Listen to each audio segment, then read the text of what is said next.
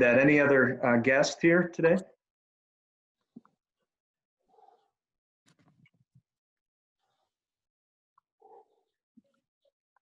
Okay, let's go ahead and get started. A reminder, if you can stay muted while our guest is speaking, and we'll certainly open it up for questions at the end. Really want to thank Laura Berry, she's on the call, and Peter Sheath, who have joined our foundation board. You probably get tired of me making these announcements of, please step up and join this or join that, and you don't have to hear that anymore from the foundation board side. They've stepped up and really appreciate them doing so. It'll be a very important year moving forward with the finances and the economy we're moving into. Have some great speakers coming up. Trina, do you mind rolling back to that speaker slide? Just go through these real quickly. Next week, we have someone's not muted. I'm getting a little feedback. If everybody could stay muted, that would be great. Okay, I think that's better. Next week, we have Ted Green, my friend Ted Green, who spoke to us last year. He created the EvaCore award-winning documentary, and he will speak along with Mrs. Core's son, Alex. It's been about a year since Eva passed. They've got some updates. They're going to share the film's relevance in light of a number of the issues that have come to light in recent months. And then they've got a major announcement. You're going to be the first audience to hear of a really big announcement having to do with EvaCore and with downtown Indianapolis. Really excited. August 27th, the best professor I've ever had, Dr. Mark Leary, really renowned psychologist from Duke University, will be speaking on the topic of intellectual humility. And hope you can join us for that one. We've got Purdue basketball coach Matt Painter joining us September 3rd. Panel discussion on race, September 10th. And I've gotten a couple questions so far, but we're relying on your questions to drive that panel discussion. So please submit those to Taylor. Steve Lavin, former UCLA basketball coach and Fox Sports Network analyst, will talk to us primarily about COVID's impact on college sports. It's been a rough week. If you haven't seen, several of the major conferences have canceled college football. Unfortunately, yesterday, the Big East Conference, of which Butler is a part of, announced that all fall sports have been canceled due to COVID. So very disappointing, and he'll try to figure out what may happen in basketball this winter. We'll see. So that'll be interesting. New speaker for the animal lovers, we have Greg Dye from the Duke University Lemur Center, who will speak to us October 15th. And we're going to continue doing our best to give you great programs. Taylor, do you want to share another announcement or two? I need to pull up something here on my computer. I don't mean to put you on the spot, but anything else that you'd like to share? Here we go. Let's see, we're 92% of the way through our legacy campaign goal. So thank you to those who have all given. We're about there. And then if you want to consider giving to our club in lieu of lunch, I'll put a link in the chat, and any amount would be helpful and we'd be grateful. So I think that's all the rest of the announcements. So hopefully, Graham, that bought you enough time. You did. And again, if you have any further suggestions for speakers, let us know. We're not shy about reaching out. Obviously, our in-person meetings are canceled through October 1st. Eric will be making that decision following, also providing you barbecue, as I mentioned, in the process. But again, we will try to make a thoughtful decision with the board after October 1st on what we plan to do. So at this time, it is my pleasure to turn it over to Dr. Dan Miller with the Historical Solutions. He's speaking on the historical solutions on the pandemic of 1918 to 1920. And I'm going to read his bio here. Pull it up. Dan Miller devotes his life to helping people and organizations use history as a tool. As a consulting leadership historian, Dan founded a company Historical Solutions LLC to draw leadership lessons from more than 70 historical stories.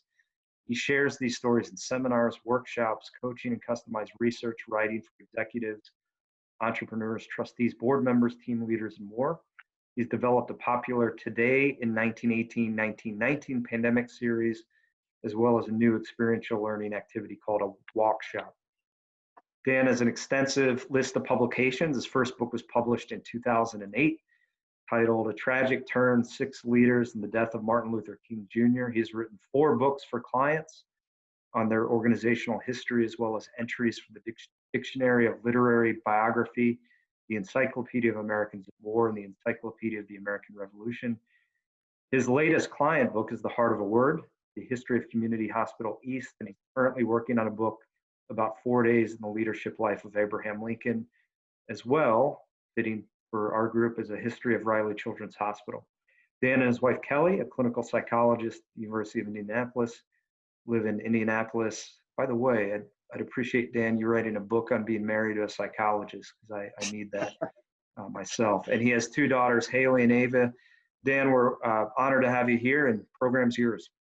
All right. Well, I thank you for the introduction. And you're right. The best part of my life are the free counseling sessions I get, both voluntarily and not voluntarily on a daily basis. So that works out well for everybody concerned. I'm going to tell you, I want to double check something. I want to know the drop dead time you want me to be done. What, 20 minutes or so? If that's okay, I'll probably shoot for that, and maybe that's going to allow for some Q&A and so on. I really encourage everybody. I'm going to give you an email and a phone number. So if you want to reach out to me, that's perfectly fine. Dan at Historical Solutions, all one word, plural S at the end, .com is the email. 317-407-3687 is the cell phone. And so if you've got thoughts, questions, comments regarding what we're going to talk about today, I really invite you to reach out to me, and we'll communicate together. Dan, to answer your question, 20 to 25 minutes would be great, and with time for Q&A. Okay, great. All right, thank you. Because I want to be respectful of everybody's time. I've got 4 things I want to leave you with, and we're going to kind of do this in a rhythmic pace. With each of the 4 items, I'm going to suggest a kind of a leadership takeaway. And just so you know, I'm a very simple person, very simple guy, and so I like to stick with simple things. And my definition of leadership reflects that. So for me, a leader is a person with 1 or more followers, period. Now, it may be 1,000,001, it may be 1 or 2 or whatever the number is, but a person with 1 or more followers is a leader. They can be a direct report at work, it could be a family member, it could be a neighbor, it could be whatever, a friend, but you're a leader if you have 1 or more followers. So that's the bucket. I'm going to put the 4 takeaways for you that go along with the 4 points from the pandemic of 1918 to 1920. So point number 1. Waves, W-A-V-E-S, waves, waves, waves. If you're looking to understand how does 1918 illustrate or illuminate, that's the better word, illuminate 2020 going forward, as well as looking back to the spring and winter, waves. In 1918, there are 4 waves of influenza that comprise the pandemic. The first wave is roughly March to June or July of 18. The second wave is from, say, September to very early December of 18. The third wave is going to span February to May of 19. And then the fourth and final wave will be kind of a January to March in 1920. Those 4 waves constitute the pandemic of what we kind of consider 1918 to 1920. So that's very important, essential for you to understand that it's a wave. And what's that mean? And waving, and it's multiple waves. So what's that mean for us? It means there's another wave coming almost certainly. I'm not knocking anybody. I'm not saying things were handled well or badly or whatever in between. That's not the point. The point of the biology of the thing is that there's going to be almost certainly another wave, at least one more, if not more. That's what happened in 18. That's what I think will happen now. What are the features of the waves? Well, in 19, by the way, the strain we're looking at for 18 is H1N1 bird flu, often referred to in that term. The features of that pandemic are different from this one in a couple of big ways. One is the speed of onset, the speed of, frankly, of destruction inside a person, with a person, right? That speed was unbelievable in 1918 to 1920 across the 4 waves.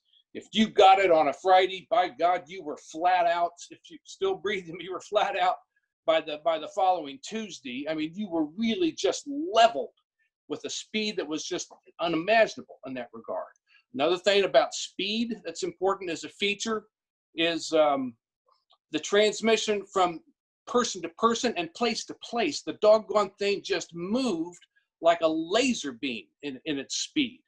And we see that a little now, but not anywhere close to what you see in 1918 to 1920. Another thing that's important distinction, and I hope this holds, from today, but then it was typical, it was kind of standard for elderly people to be a target group. They were always very exposed and very vulnerable to influenza, bird flu or not.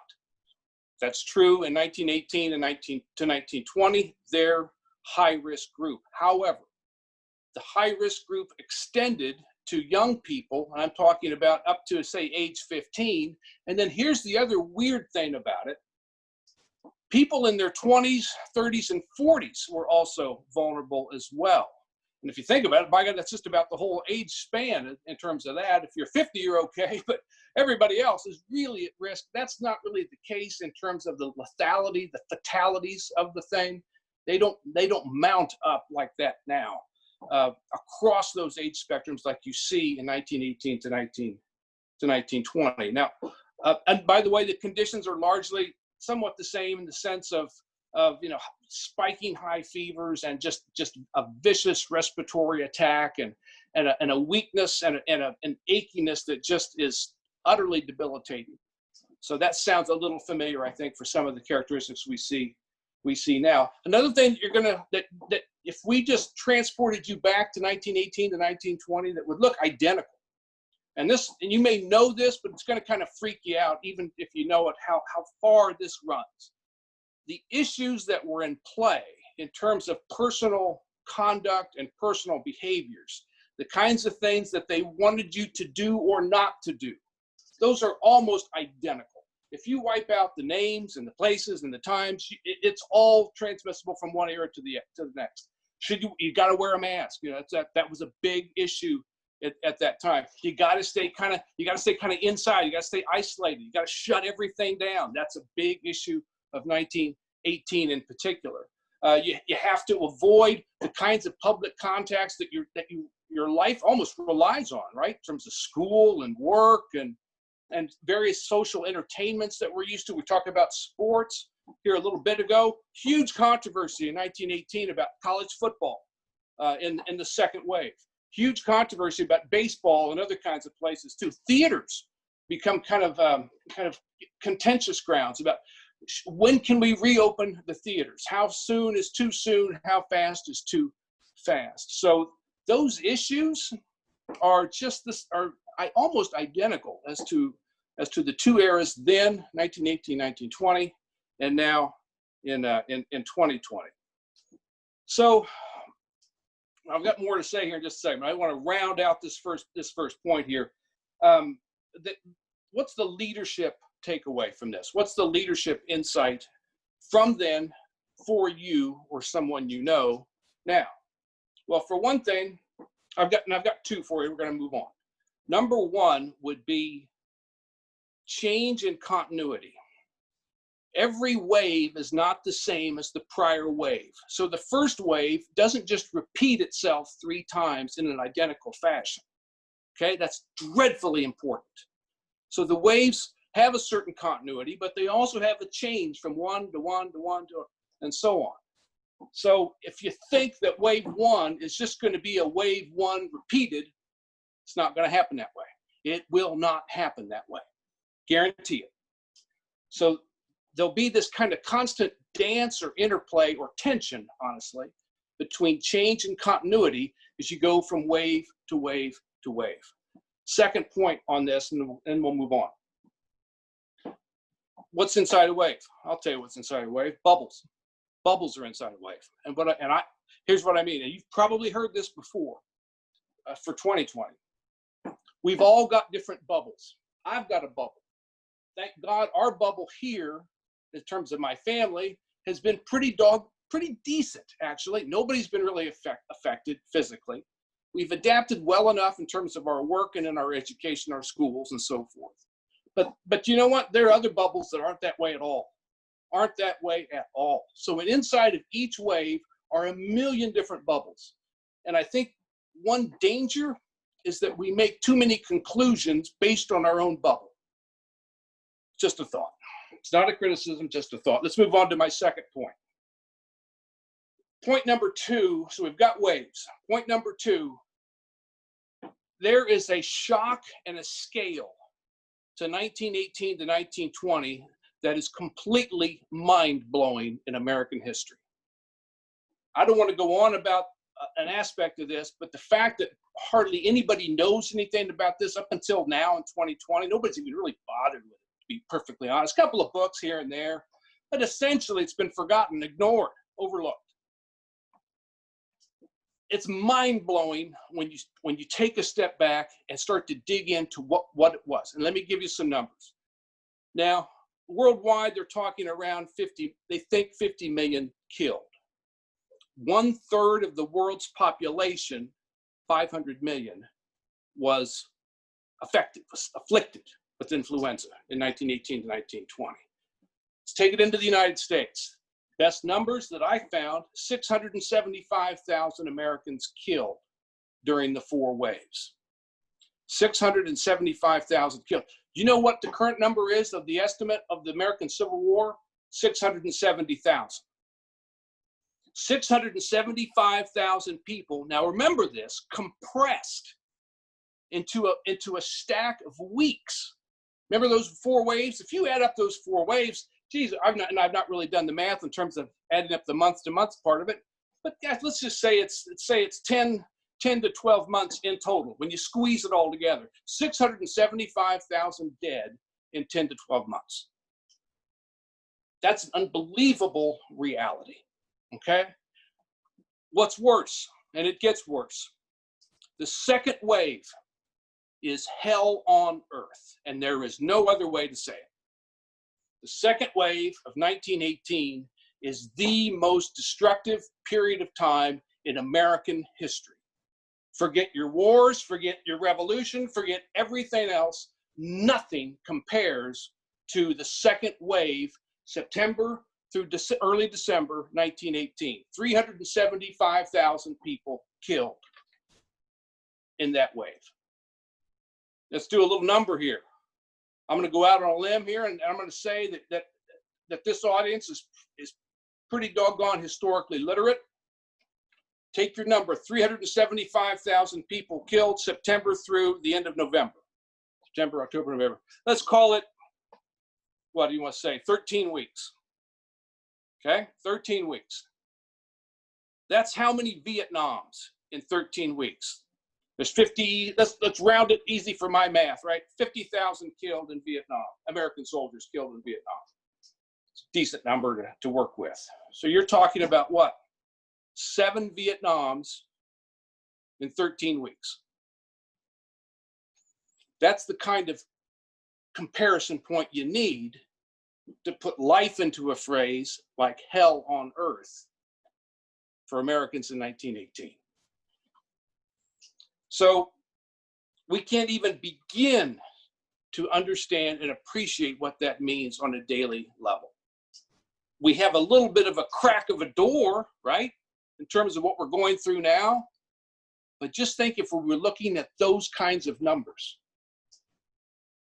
That's something that ought to be pondered, it seems to me.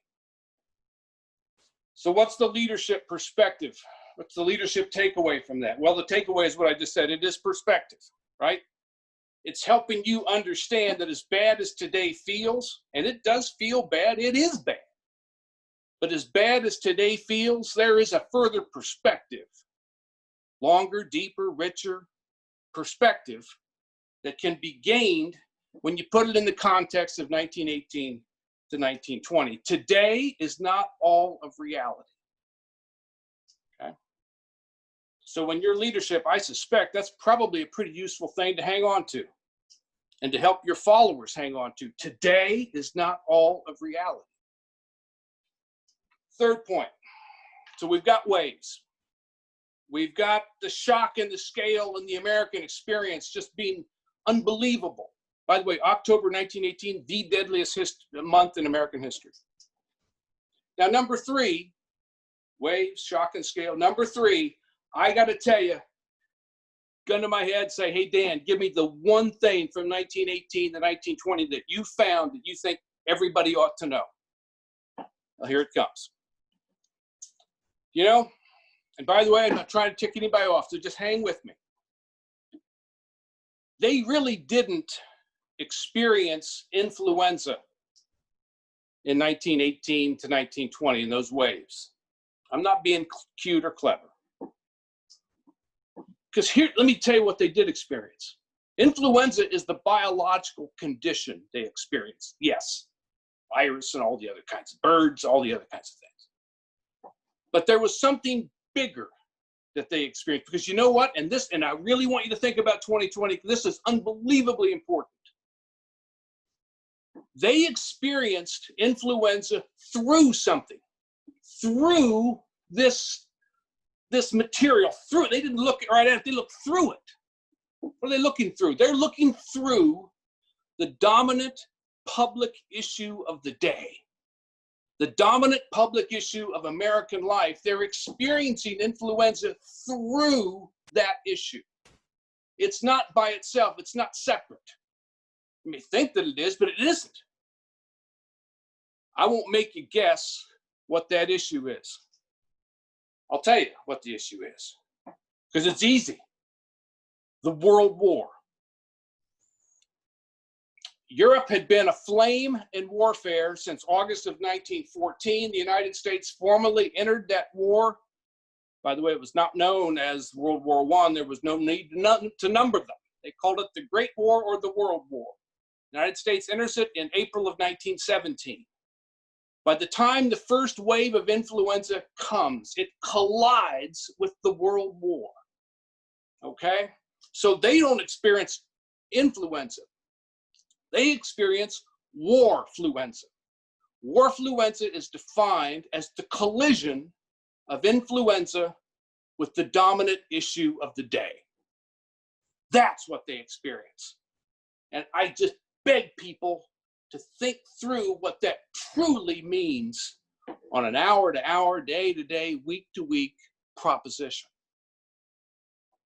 Because, oh my heavens, I mean, it affects the economy, it affects free speech, it affects how ready or not ready military forces are, soldiers are. It affects everything.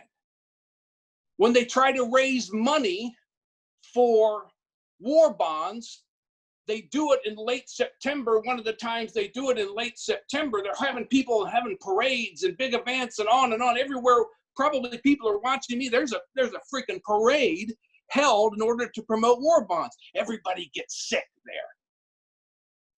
Everybody gets sick further from influenza because of it.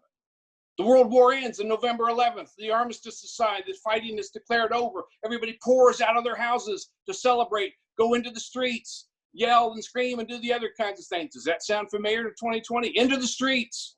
They get sick there. I could go on and on about explanations and illustrations and examples of warfluenza.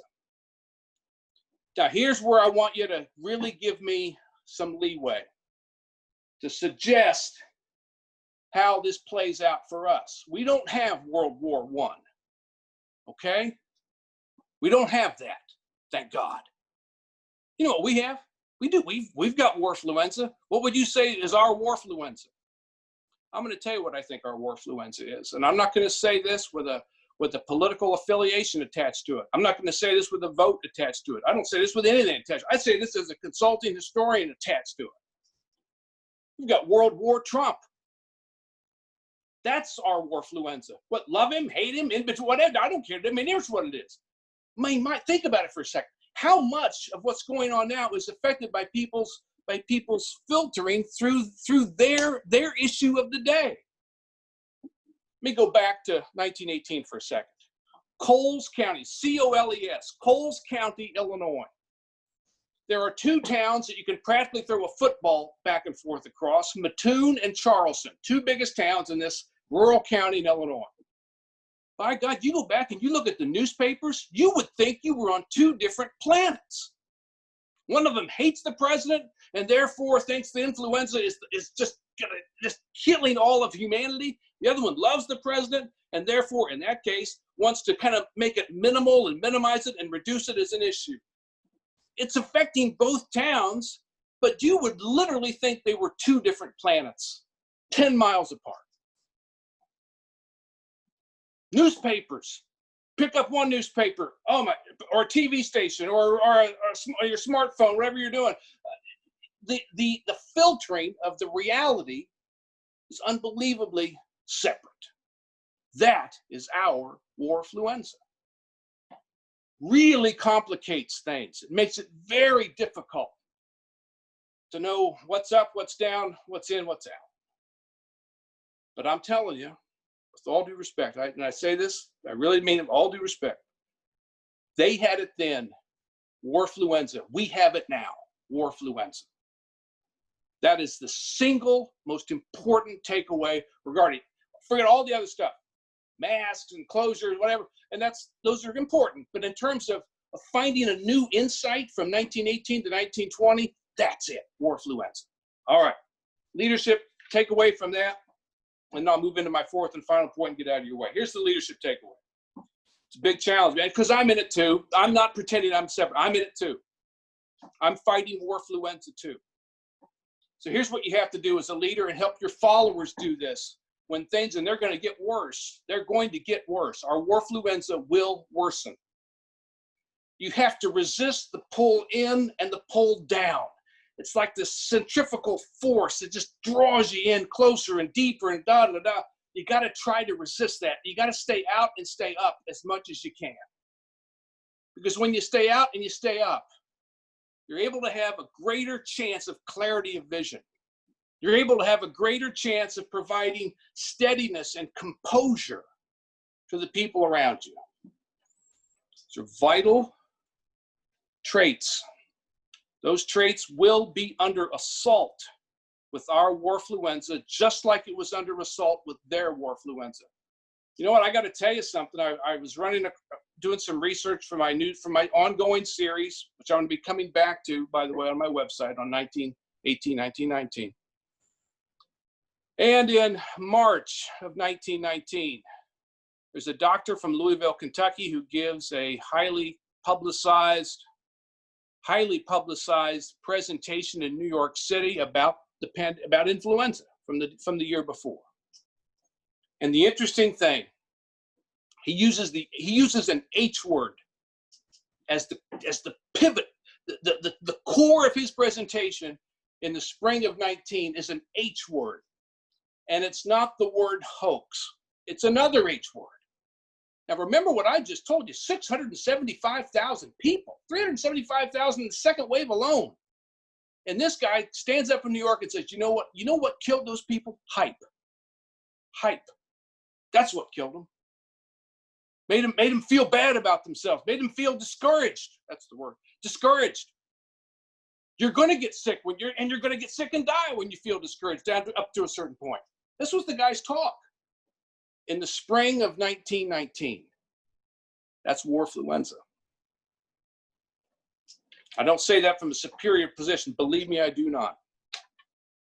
So resist the pull in and down and try to stay up and stay out as much as you can, because your followers are depending on you because they're not going to have a lot of places to turn for a kind of a steadiness and a sense of composure and calm. Move on to our fourth point, and I'll get out of your way, and I appreciate your patience. Number 4, so what do we got? Waves, shock and scale, warfluenza, and then number 4, and finally, what comes next? And I'm talking now, not next wave. I'm talking about after the waves are done, what comes next? You know, we've been done a tremendous disservice. If you go back and you look at the history in your history class in college or high school or whatever it is, or a history book from the 1920s, you're gonna see about flapper girls and jazz and cigarettes and prohibition, all these other kinds of things. And they're all gonna say it's because people were disillusioned with the World War. Wrong. That's absolutely wrong. What they're disillusioned with is warfluenza. And how the heck could they not be? So some of the things that are pretty important about the 1920s really ought to inform us about what's likely to be important in the 2020s. Let me give you 3 quick examples. You've probably you're living this right now. We're living what I'm calling fast forwarding. The change that you may have thought was coming 5 years from now or 10 years from now, or we're going to sit around and strategic plan about it and we're going to talk about it. Well, you know what? That change just jumped from 5 years out to about 5 days out. It got crammed down your throat through this or the Zooms and the telehealth and all the other kinds of things. We were just kind of sitting around contemplating. Well, you know what? That's over. So what was going to happen somewhere in the distant future has been fast forwarded to the end of your nose right now. Second thing, there are deeply personal desires that are going to explode out when the waves begin to diminish. Deeply personal desires that people will pursue no matter what. And that's where you start to go back to the 1920s. And you see the rise of organized gambling. You see the rise of kind of big time sports. You see the rise of celebrity. You see the rise of a certain kind of consumption and consumerism. The rise of credit, where credit had never existed before. The rise of a desire to have pleasure more than anything else. These deeply personal desires, they're going to come out again on a scale that we saw in the 1920s will occur in the 2020s. Third and last has an effect on this. Here's the deal.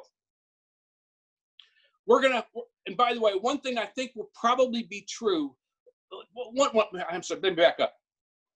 There was science in the pandemic of 1918 to 1920. Do not think that there was not. There was. Absolutely was. There was science. There was scientific research pursued. It was very impressive in its era. We look back now, think it's kind of dumb and quaint and all those kinds of things. But in the time, it was very advanced. All right? One of the things that comes roaring out of the pandemic of 1918 to 1920 is the United States Public Health Service. Public health as a calling, as a passion, as a ministry and so forth. Public health is this gleaming, shining star of a solution and of greatness that comes out of the 1918 to 1920 pandemic. Understandably so. Okay? But inside this new faith of scientific knowledge, inside that new faith is a potentially dangerous piece of knowledge, or a potentially dangerous piece of quasi-knowledge, assumed knowledge, fake knowledge. Something like eugenics. The idea that we can use scientific knowledge, which we now know, 1918, 1920, has helped save us in coming out of this horrific experience. This helped guide us in dealing with this horrific experience. 3 steps out is eugenics. 3 steps out are racial theories that are going to be hatched in the mind of a young man sitting in jail in Germany. 3 steps out are different kinds of thinking grounded upon lessons wrongly taken from the true greatness of solutions that had emerged in the pandemic of 1918 to 1920. All right, I'm done. Those are my kind of 4 overview points: the waves, shock and scale, warfluenza, and what happens afterwards. And you've got some leadership takeaways in there as well. I'm going to be quiet. Thank you, everybody. I hope I'm okay on my time. I haven't squeezed everybody too much. So if there's thoughts and comments and so forth, please, let's have them. Let's read them.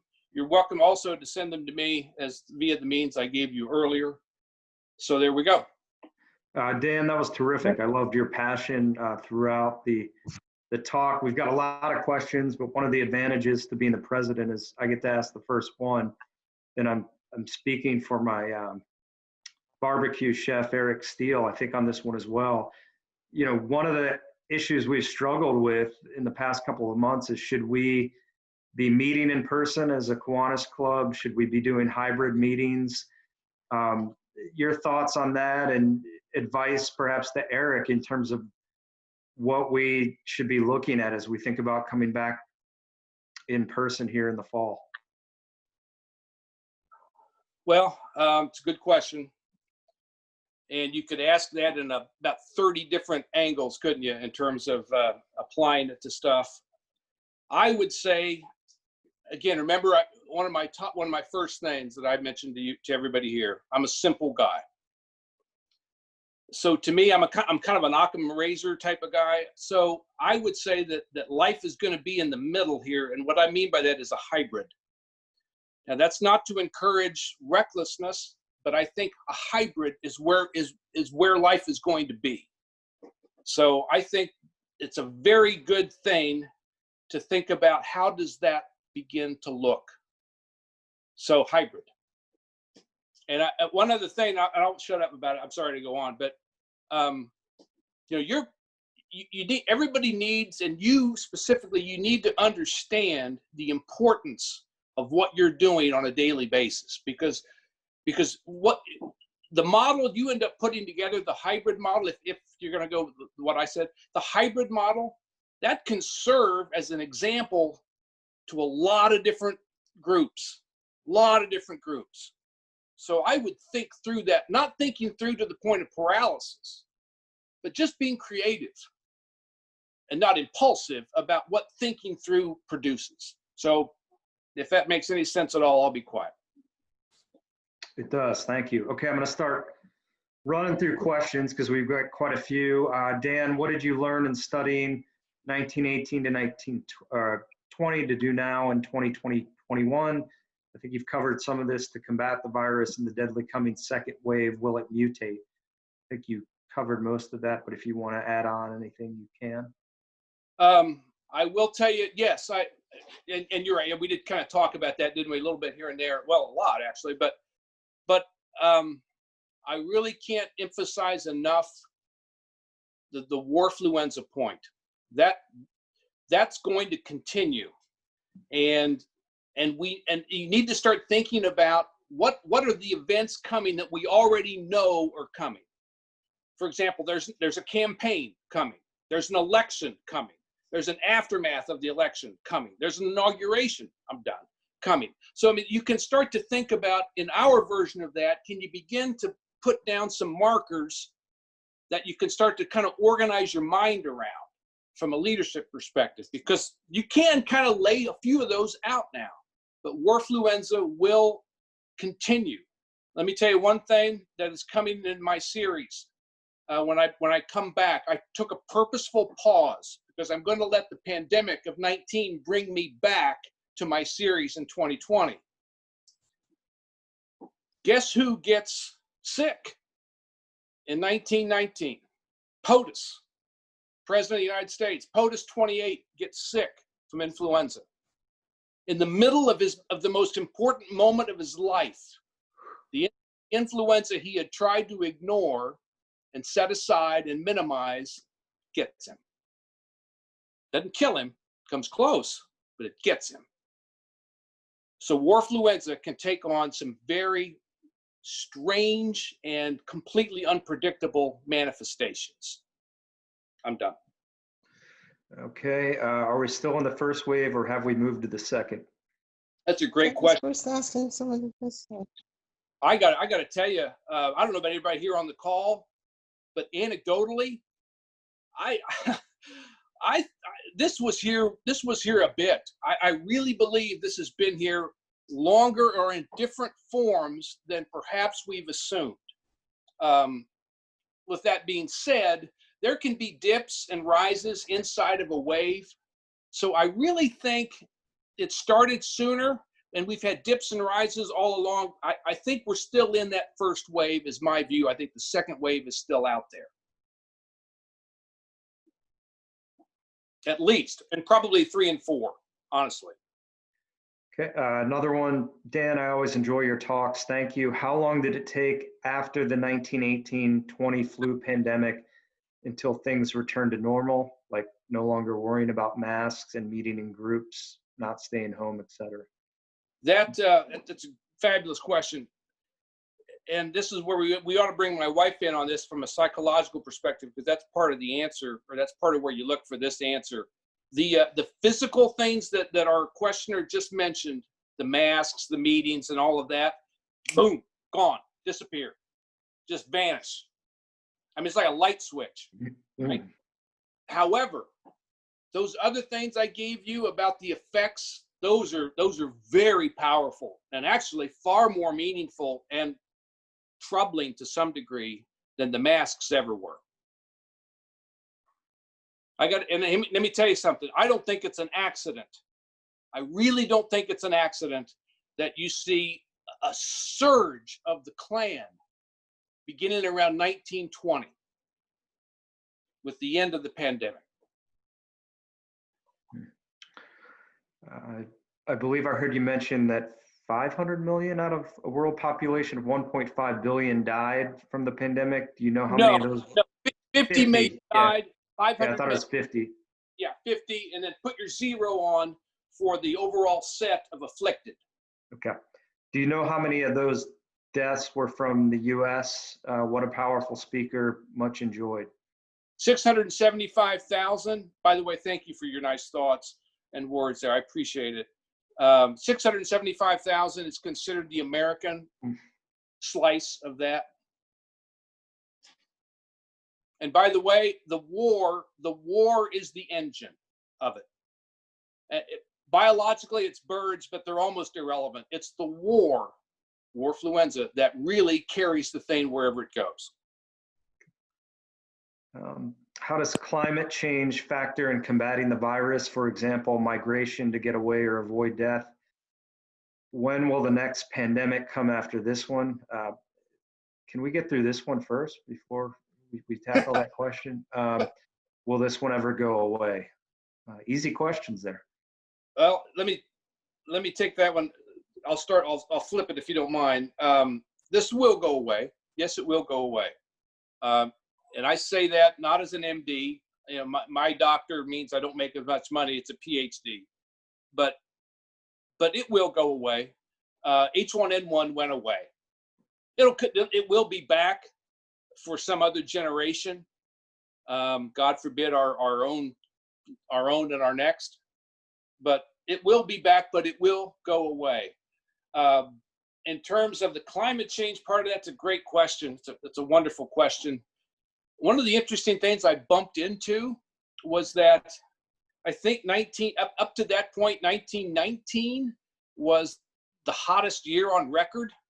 It's just kind of freaky that worked out that way. But there's no question that the climate's reality is going to already has a major impact on this. One other thing that I want to loop into that because it just kind of made me think of it. One of the things that happens with the pandemic of 1918 to 20 really reveals the already raw lines inside American life are made worse. Those who are disadvantaged, those who are on the outside of society, those who are discriminated against, they take it, they get it hard, man. I mean, it is not a happy thing.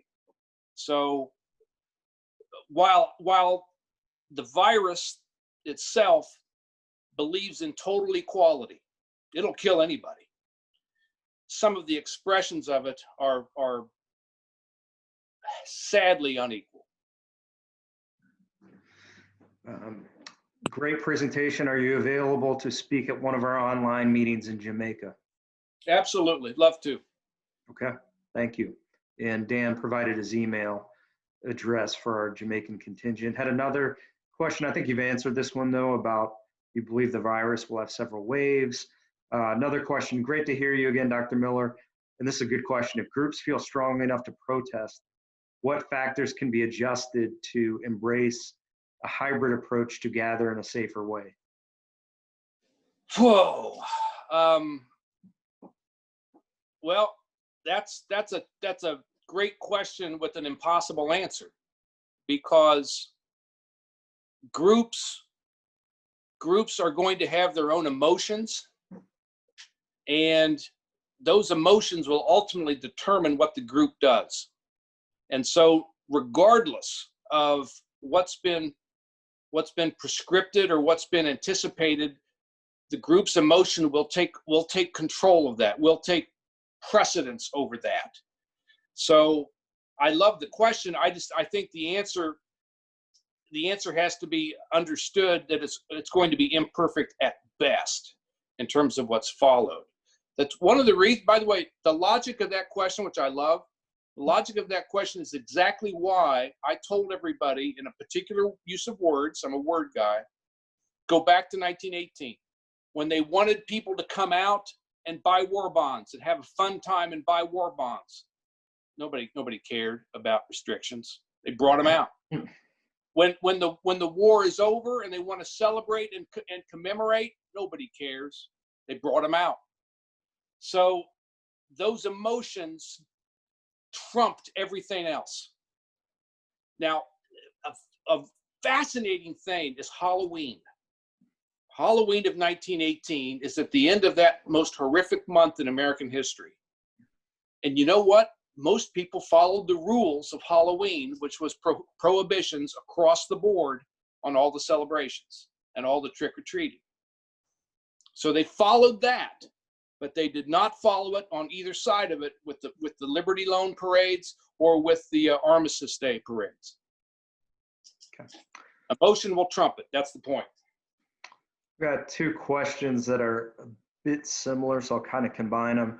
If a credible vaccine were to emerge by year end and the world is vaccinated by year end 2021, how much of life will return back to normal and which changes are permanent?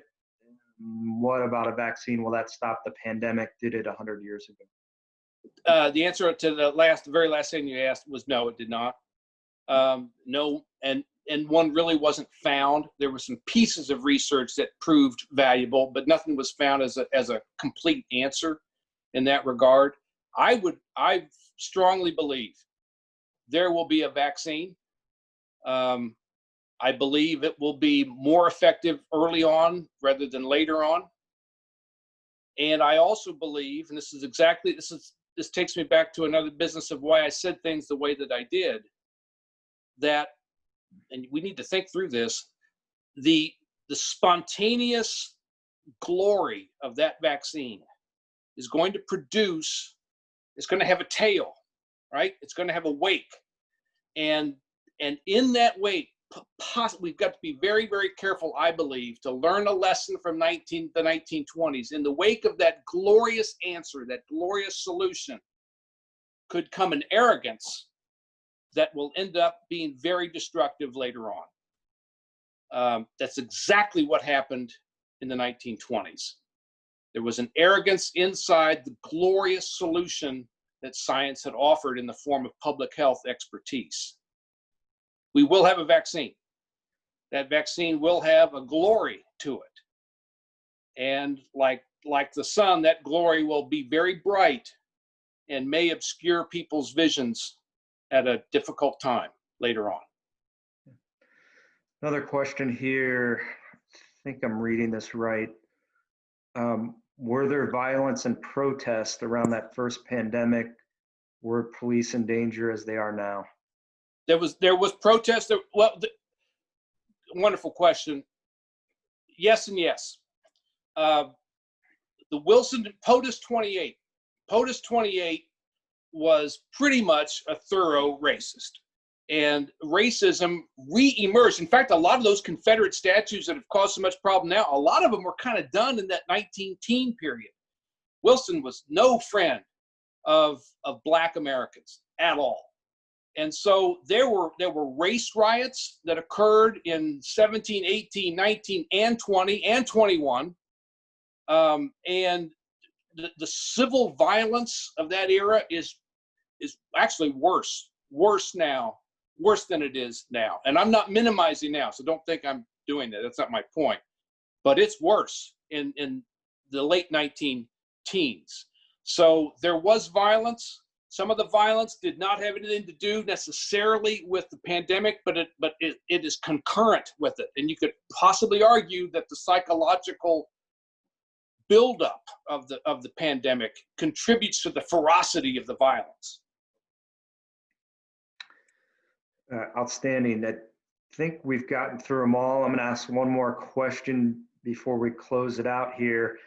And you referred to it. I think you should coin that term, warfluenza. That's the first time I've seen it. But in my 40 plus maybe a couple years on the planet, I think the most disappointing thing I've seen is the politicizing of this virus. And I would like to ask your opinion about the role of social media, because I think that's been a very big factor. You know, I wonder, what if social media were around 1918 to 1920, but the misinformation on both sides, is just vile rhetoric that you can get on every morning on Twitter and Facebook. And my wife's told me not to do that, but like a lot of things, I don't listen. I'd like you to just comment maybe on the factors that have led to the politicizing of this, which is just really incredulous to me. Well, that's we could have a great talk over an adult beverage on something about like that. I said I wrote a thing early on that this is what's going to happen. It's going to be dog eat dog politically, because it has to be, because that's exactly what happened then. That's exactly what's going to happen now. That's why I came up with the word warfluenza. It will happen. It's very unfortunate.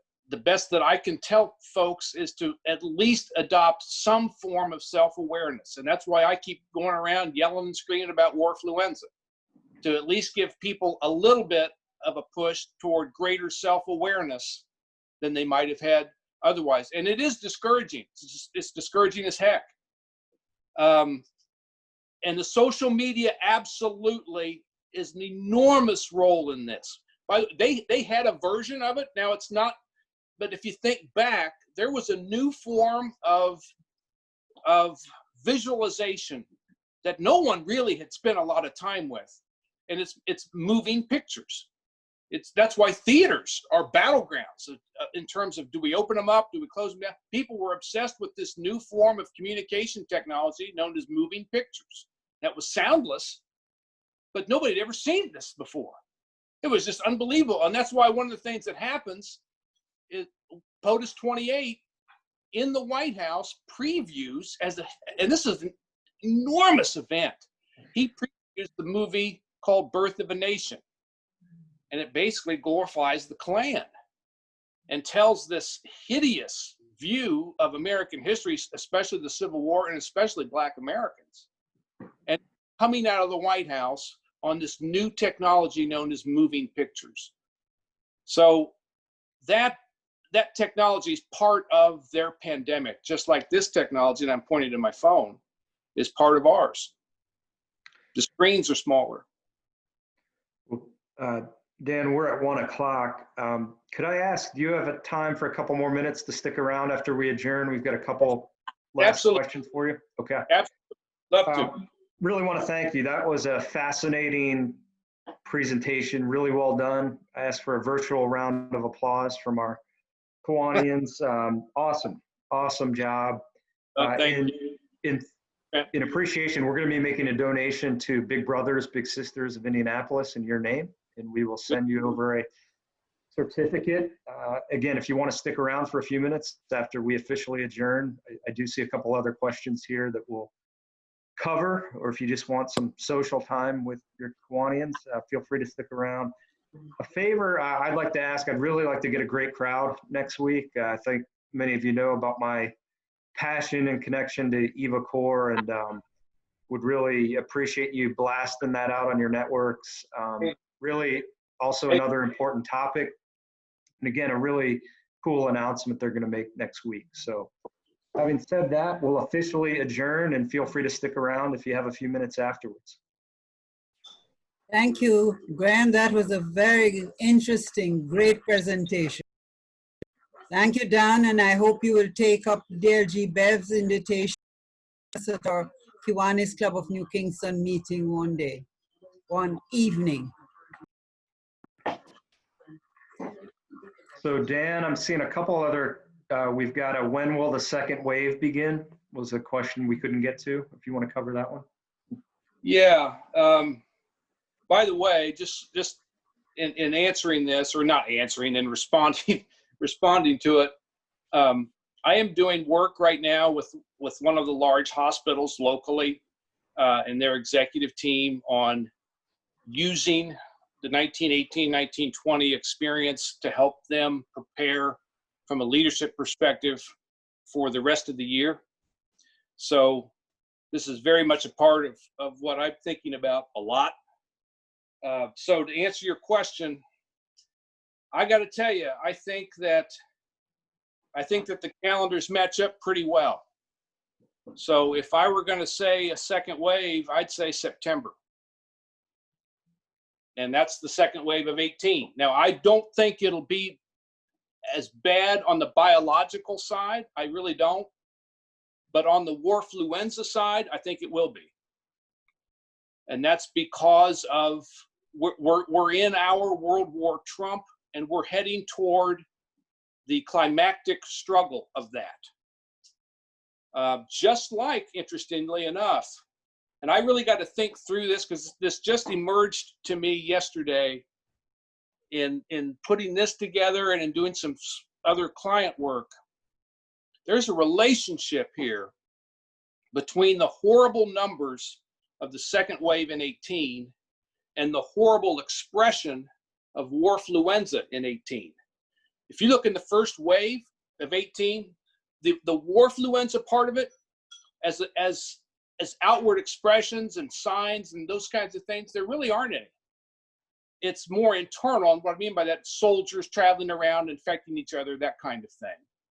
But in terms of visible public side, it's not really evident in the spring. You get to the fall, oh my Lord, it goes from a 1 in the spring to a 96 in the fall of the extent of warfluenza as part of this. I think the reason for that is not just the numbers of dead go up. I think the reason for that is because the pace of the World War picks up. It changes in the fall. And one of the things that I've just loved to be able to do for people who've been around me on this stuff is there's a piece of World War I that hardly anybody knows anything about, and yet it's the largest invasion force that ever involved Americans. And it's the Meuse-Argonne Offensive of September, October, and November 1918. 1.2 million Allied soldiers cross a no man's land in an invasion. Now, to give you a scale here, 150,000 crossed the English Channel on D-Day.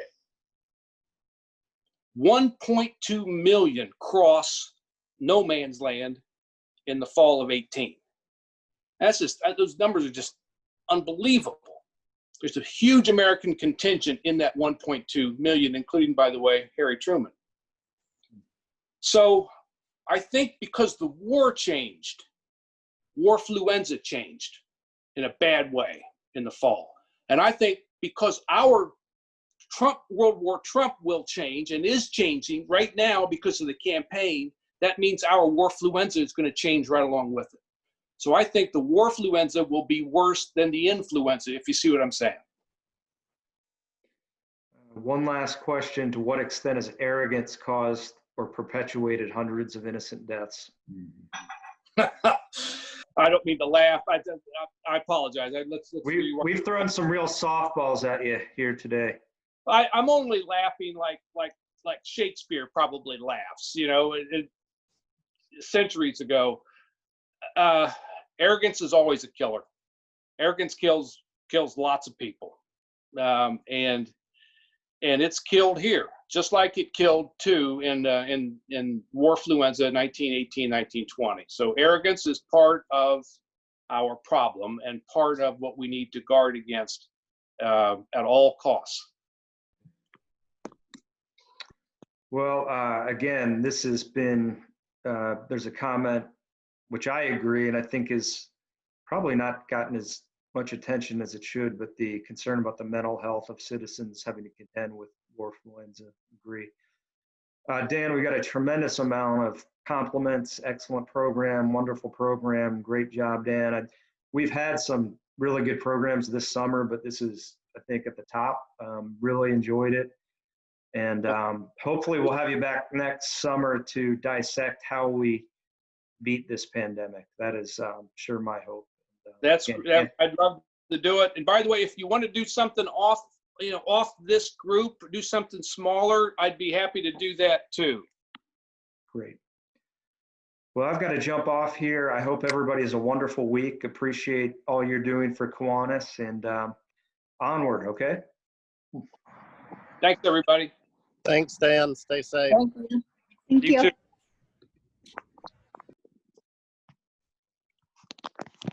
Thanks, Dan.